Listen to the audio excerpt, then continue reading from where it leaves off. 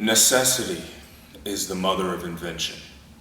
On May 24th, 2022, there was a school shooting in Uvalde, Texas. 21 people were murdered at an elementary school. 1 week later, my son came home and he told me that his school here in LA was implementing a shooter drill.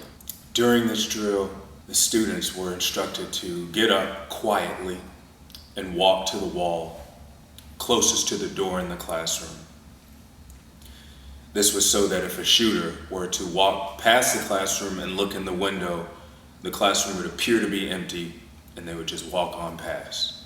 Once they got to the wall, the students were instructed to crouch down into the fetal position, shoulder to shoulder, and hold their heads down, making them, quote unquote, as small of a target as possible. After my son told me this, he looked up at me and he said, "So Daddy, what do we do?"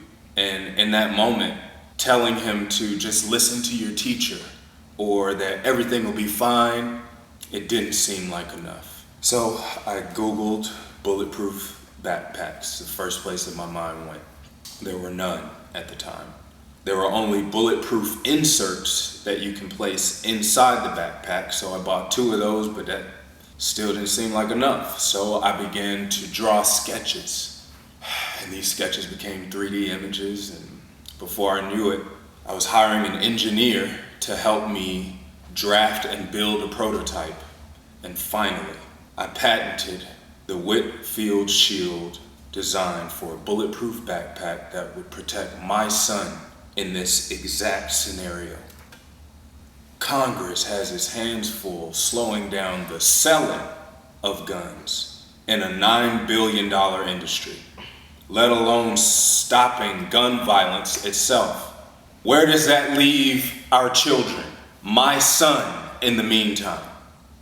This backpack is not the answer to gun violence, but it is a working solution to saving children's lives during a gun violence crisis. Ultimately, you cannot control or predict what will happen when a gunman chooses a school, but you can be prepared, and that will give you an advantage during a crisis. Thank you.